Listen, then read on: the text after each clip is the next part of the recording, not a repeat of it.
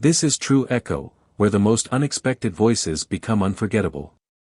Today's story will challenge your assumptions, touch your heart, and remind you that the most powerful speeches often come from the quietest souls.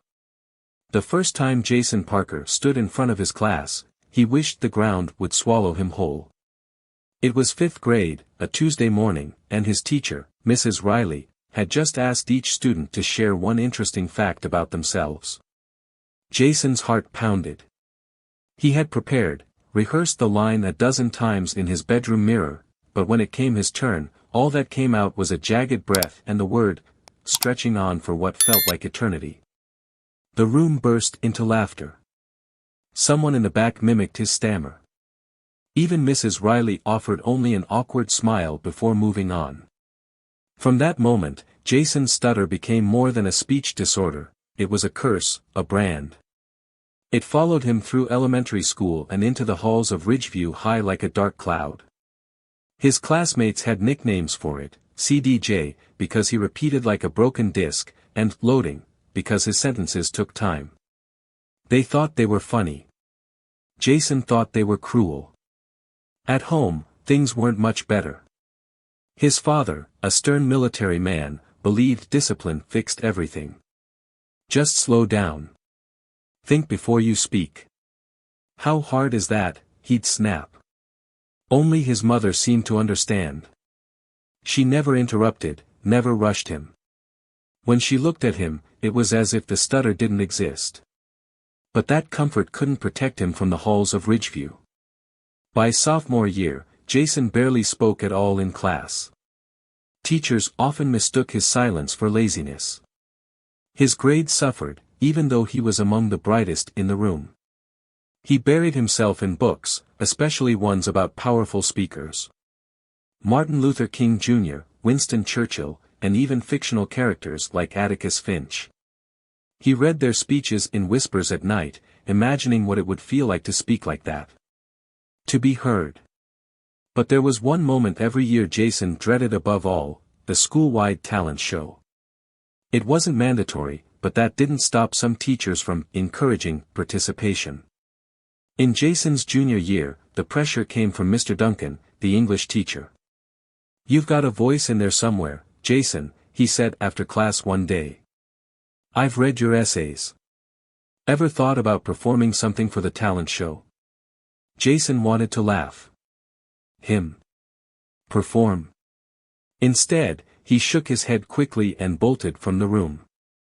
That night, Jason stared at his reflection for hours. "My name is JJJJ, he whispered again and again. He knew what would happen if he tried. The same laughter. The same shame. But something inside him whispered a defiant, what if? Jason didn't sign up right away. He watched the audition deadline come and go twice before sneaking into the auditorium the afternoon of the last day, unnoticed. There was a clipboard on a folding table by the stage. One spot left. He stared at the empty line. He could hear the echoes of past laughter in his mind, the mockery, the humiliation. But then, another voice, softer, his mother's, floated back, "Your voice is yours. No one else gets to take that away." With a trembling hand, Jason scribbled his name. For the next 2 weeks, he lived in secrecy. Every night, while his parents thought he was doing homework, Jason was in the garage, practicing in front of a stack of boxes he pretended were an audience. He'd chosen a piece, a spoken word poem he'd written himself. It was about the silence that follows laughter. The ache of being unheard. The hope that one day, someone would listen. He didn't memorize it. He couldn't. Memorization turned his stutter into a cage. Instead, he learned the rhythm of it, the way each sentence fell like a drumbeat. He practiced breathing. Pausing. Letting the silence serve the words, not ruin them. At school, whispers began to spread that the stuttering kid had signed up. People were already preparing to laugh. A few students even joked about streaming it live for kicks.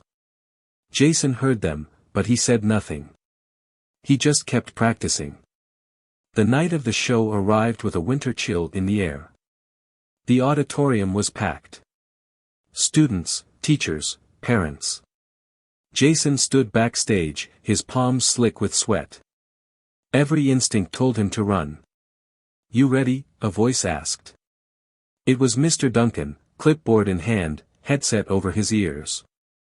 He gave Jason a nod, then held up a hand to pause him. "Look, whatever happens out there, just finish. No matter what. Finish it." Jason swallowed hard and stepped onto the stage.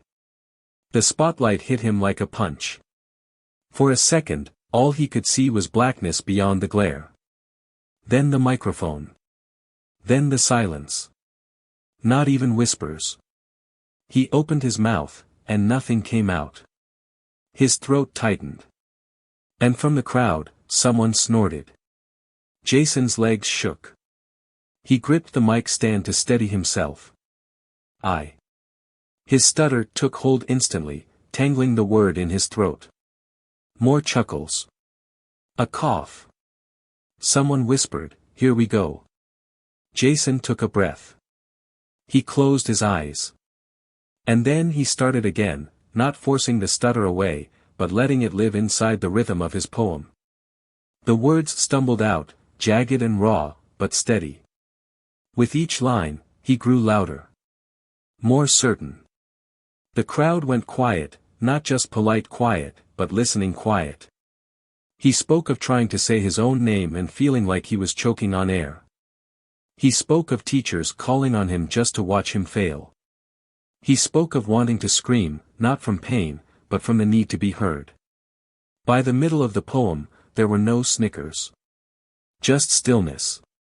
By the end, his hands no longer shook.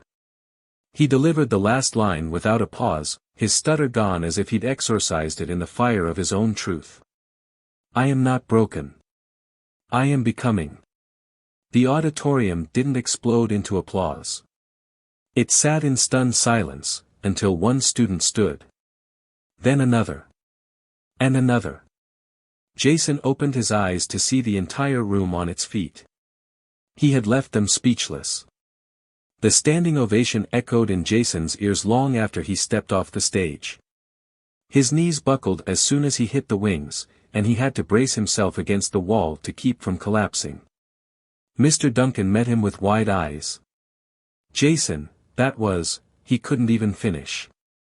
Instead, he grabbed Jason's shoulder and gave it a firm squeeze, pride and disbelief written all over his face. Jason nodded, speechless for the first time that night in a different way. Backstage, the other performers clapped him on the back as he walked past. For the first time in years, no one looked at him with pity, ridicule, or indifference. They looked at him with something else entirely, respect. But the true aftermath came the next day. In the halls of Ridgeview High, people didn't laugh when he passed. They stopped him. They complimented him. Some didn't say anything at all, just nodded, the way you do to someone who's changed your view of the world. Even the loudest of his former bullies, Eric Sandler, a senior linebacker who used to mock Jason's stutter with cruel impressions, walked up to him at his locker. Jason braced himself for a joke. But instead, Eric stood awkwardly, cleared his throat, and muttered, "That took guts, man. I couldn't have done that." Then he walked away. Jason barely knew how to process it.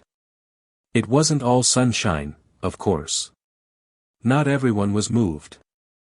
A few snide whispers still floated around, jealousy, mostly, masked as cynicism. But something had shifted. A line had been crossed. Jason wasn't invisible anymore. He wasn't just the kid who stutters. He was the kid who spoke. What happened next shocked even him. On Friday morning, Mr. Duncan pulled him aside. "I sent a recording of your performance to the state speech competition board. I know you didn't audition, but they made an exception. You've been invited." Jason blinked. "A speech comp." "Don't worry," Mr. Duncan interrupted gently. "No pressure. You don't have to go. But I think you should. It's in 2 weeks. I'll go with you if you want. Jason didn't answer immediately. His first instinct was to say no. The school talent show was one thing, familiar faces, one night only. But a state-level competition? With actual judges? Still, that voice inside him, the one he used to ignore, was louder now. What if, it whispered again. He nodded. For the next 2 weeks, Jason worked harder than he ever had. He revised his poem, worked on transitions, adjusted his pacing. Mr. Duncan helped, but never interfered. It has to stay yours, he reminded him. Your words, your story. His mother beamed when he told her. She hugged him for what felt like hours and taped his printed poem to the fridge. His father only nodded once, but that alone said volumes. For the first time, Jason felt like he belonged in his own life. The day of the competition arrived with gray skies and the promise of rain. Jason traveled with Mr. Duncan to the State University campus, where the event was held. The room was bigger than Ridgeview's auditorium, the judges seated in a long row of folding chairs beneath a banner that read, Voices of the Future. Jason waited backstage, surrounded by confident, polished students from elite schools. Many of them practiced with crisp elocution and expensive blazers. He wore his only suit and his well-worn sneakers, clutching a folded copy of his poem like a lifeline. When his name was called, his heart pounded harder than ever. He stepped into the spotlight again. And this time, the silence didn't scare him. It welcomed him. Jason walked slowly to the center of the stage, the weight of dozens of eyes pressing down on him. But he didn't tremble this time. Not like before. The memory of the Ridgeview auditorium, of standing ovation and silence turned sacred, gave him strength. He unfolded his poem carefully and took a deep breath. The word caught again, as always. But Jason didn't panic. He paused, let it settle, and started anew. He wove the stutter into the rhythm, not as a flaw, but as part of the fabric of his voice. The words emerged like brushstrokes on a canvas, imperfect, but powerful. He told the audience about a boy who was afraid to say his own name. He described the classrooms where silence was safer than shame. He told them about laughter that cut deeper than words, about the sting of being mocked for something he couldn't control.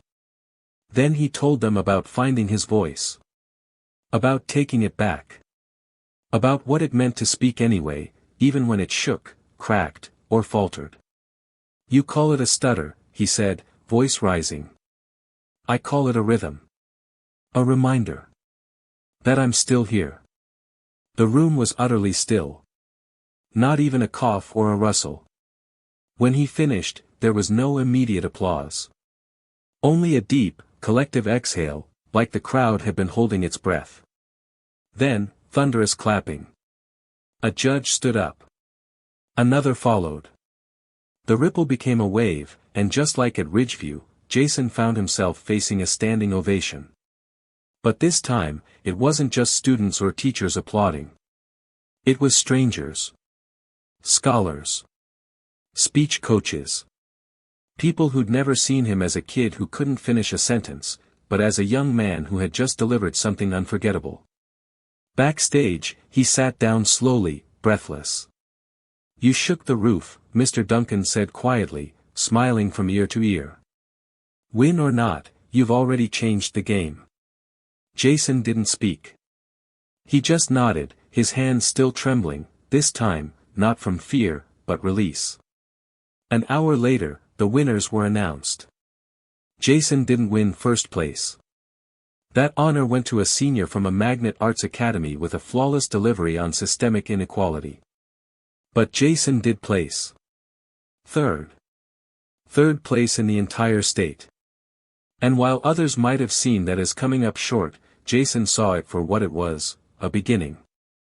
When he returned to Ridgeview, things were different again. His English class gave him a round of applause when he walked in. Even students who'd never spoken to him before approached to shake his hand. He was invited to speak at the senior assembly. Someone even started a petition to get him to deliver the commencement speech. For Jason, it was surreal. But not everything was public admiration. Something changed inside him too. He no longer whispered his order at the lunch counter. He no longer ducked his head in the halls. He walked taller. Spoke more. Not perfectly. Not without stammer. But with presence. And then, one day, a quiet email arrived. From a university. A prestigious speech and communications program had seen a video of his performance online, posted by a student from Ridgeview and now shared widely, and they wanted to talk. Jason stared at the message for a long time. The boy who once wished to disappear had been invited to speak louder than ever. Jason sat at his desk, rereading the email with trembling fingers. The offer felt unreal. The subject line was simple: "We saw you speak." The body of the message was from the director of admissions at Westbridge University, a school he'd never dared dream of. They had seen the video, watched his performance, and were deeply moved. The email invited him to apply under a special review for students demonstrating extraordinary communication impact. Jason stared at the screen for so long that his mom had to nudge him back to reality. "What is it?" she asked gently, peeking over his shoulder. As she read the message, her hand slowly rose to cover her mouth. Tears welled in her eyes. Jason had never seen her speechless before. In the days that followed, Jason drafted his application with Mr. Duncan's help. He included his poem. He included a personal statement, one that didn't hide his stutter, but placed it front and center. He wrote about his fear. His shame. His breakthrough. His decision to speak, even when it hurt. By spring, he received his acceptance. With a scholarship. That moment changed everything. Not just because of the opportunity, but because it showed Jason something he hadn't dared believe, that his stutter was not a barrier. It was a bridge. Graduation came in a blur. And yes, Jason did give the speech. He stood on the stage in front of his entire graduating class and the gym packed with families and faculty. He stuttered, as he always had. But the crowd waited. Listened. And then rose as one when he finished. Later, as students took pictures and tossed caps in the air, a freshman approached him. Small, nervous, gripping the straps of his backpack like a shield.